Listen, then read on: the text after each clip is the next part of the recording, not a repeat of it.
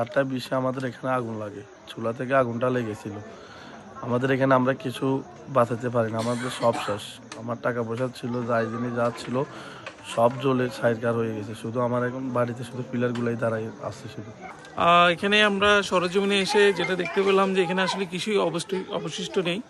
এখানে জাস্ট খালি আমি দেখতে পাচ্ছি যে জাস্ট খালি পিলারগুলো আছে, আর এভরিথিং আলমারির ভিতরে আমি শুনলাম যে নগদ টাকা। এবং আমি সবচেয়ে খারাপ লেগেছে এখানে মানে পাখির খাঁচার ভিতরে পাখি ছিল, পাখিগুলো একদম পুরো কয়লা হয়ে গিয়েছে। তো আসলে এই জিনিসটা খুবই হৃদয় বিদারক।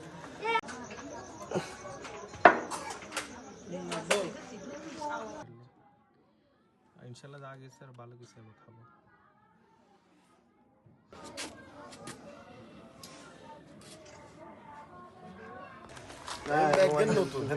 নতুন 300 পেশো না কেন রে না আরো কম। ইনকি লাইকবার কত দূর হবে বলে ভালো বলবি কোন জানো বলা দিছি আর বাইরে নিমকি জায়গা